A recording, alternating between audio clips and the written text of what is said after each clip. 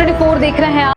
Gwalior Lok Sabha BJP प्रत्याशी भारत सिंह कुशवाहा के चुनाव कार्यालय के शुभारंभ पर पूर्व गृह मंत्री नरोत्तम मिश्रा ने कांग्रेस पर चुनावी जुबानी हमला बोला। नरोत्तम मिश्रा ने कहा कि इस बार चुनाव चुनौतियों से नहीं पनौतियों से है। मैंने राहुल बाबा से कहा था कि भगदड़ का मजा लेना है अपने देश में तो कुछ दिन तो गुजारिए मध्य प्रदेश में। साथ ही भाजपा युवा नेता ने कहा कि इस बार बीजेपी भारी सीटों से विजयी हो रही है। कांग्रेस के द्वारा ग्वालियर चंबल में लोकसभा प्रत्याशी घोषित नहीं किए जाने के सवाल पर कहा कि कांग्रेस पूरी तरीके से खत्म हो चुकी है। कांग्रेस के पास चुनाव लड़ने के लिए प्रत्याशी नहीं मिल रहे हैं। जो प्रत्याशियों को टिकट दिया जा रहा है वो भी टिकट वापस कर मैदान से वापस जा रहे हैं। साथ ही अगले 2 दिनों में कांग्रेस पार्टी के कई वरिष्ठ नेता एवं बड़े चेहरे बीजेपी में शामिल हो सकते हैं। इसके अलावा भाजपा लोकसभा प्रत्याशी कार्यालय के शुभारंभ पर कांग्रेस पार्टी के पीछे नेताओं और कार्यकर्ताओं ने बीजेपी की सदस्यता ग्रहण की। उपस्थित सम्मानित मंच और छूट जाएगा कोई तो नाराज हो जाएगा, इस डर से कह रहे हैं चुनाव का टाइम दहशत का आलम है। मित्रों, सीए आ जाएगा तो नागरिकता चली जाएगी, कृषि बिल आ जाएगा तो जमीन चली जाएगी, कोरोना की वैक्सीन आ जाएगी तो नपुंसकता आ जाएगी। ऐसा विपक्ष है। चुनाव इस बार का चुनौतियों से नहीं है, पनौतियों से है, ये बात ध्यान रखना।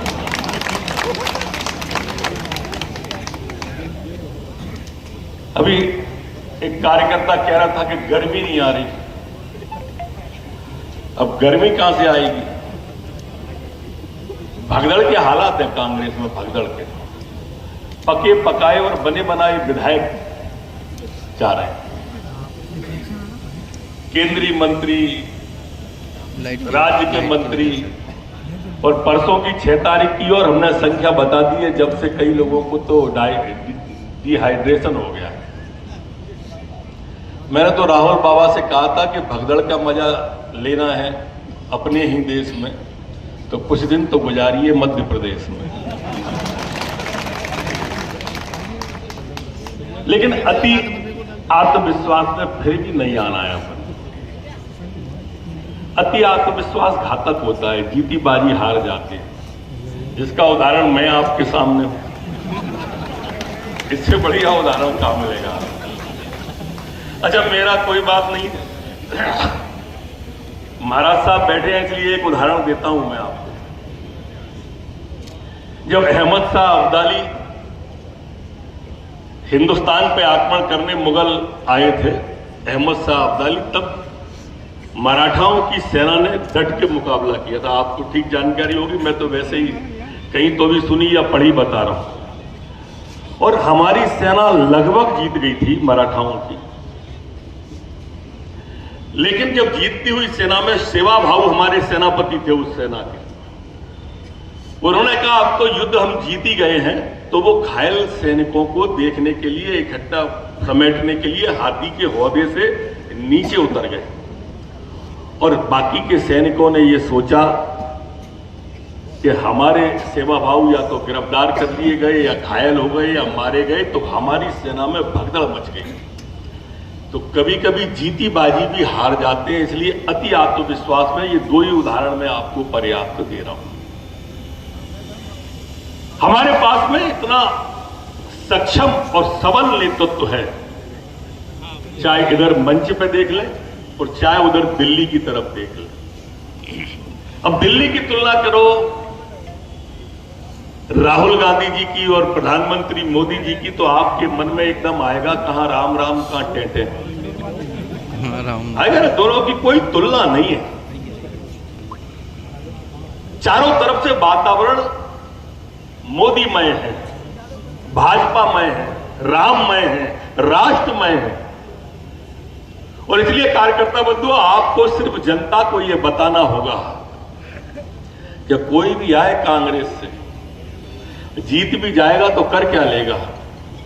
ना यहां सरकार है ना वहां सरकार है, फिर वही नगर निगम में जैसी दिक्कत आ रही ना तनख्वाह बांटने की, ऐसी दिक्कतें फिर आएंगी।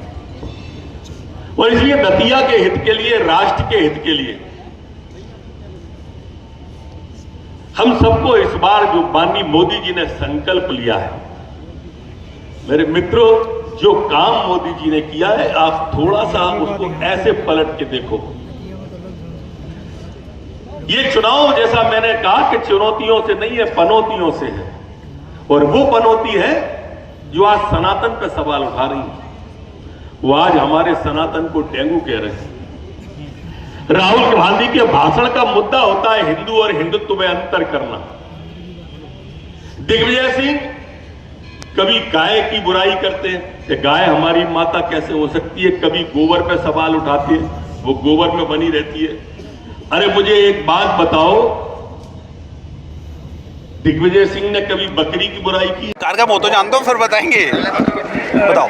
आज ग्वालियर में भाजपा का लोकसभा कार्यालय उद्घाटन हो रहा है, क्या कहेंगे, किस तरीके की? मैं ये कहूँगा कार्यकर्ता बहुत उत्साहित है और भारतीय जनता पार्टी के प्रत्याशी भारत सिंह जी को जिताने के लिए लगभग 2 लाख वोटों से हम जीतेंगे, ऐसा हम विश्वास रखते हैं। अच्छा, इस बार 400 पार का बीजेपी का नारा है, क्या लगता है किन मुद्दों पर भाजपा लड़ेगी इस बार?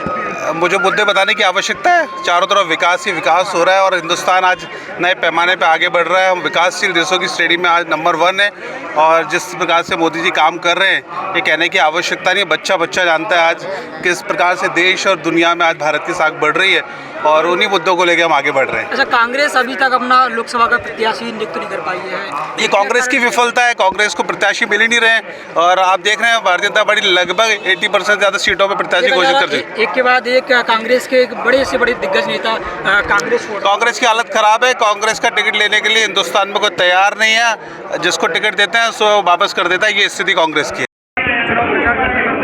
कांग्रेस का भी कोई ठिकाना नहीं है, किस तरह की क्या उम्मीद है आज की पूरी सभा रही है?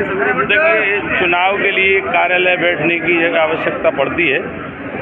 उस निमित्त पूरे लोकसभा के चुनाव के कार्यालय का आज उद्घाटन हुआ है, विधिवत पूजा हुई है। अब इसमें जो भी कार्यकर्ता आएंगे बैठने के लिए जगह रहेगी, कई मीटिंगें होंगी चुनाव से संबंधित। आज विशेष रूप से इस अवसर पर हमारे केंद्रीय मंत्री ज्योतिरादित्य सिंधिया जी भी उपस्थित हुए, हमारे भूपेंद्र सिंह जी भी जो कलेक्टर के प्रभारी हैं वो भी रहे, नरोत्तम मिश्रा जी और आदरणीय हमारे नारायण सिंह जी भी और लाल सिंह जी आर जी भी और सभी भारतीय जनता पार्टी की जो भी वरिष्ठ नेतृत्व था आज पूरा मंच पर मौजूद था।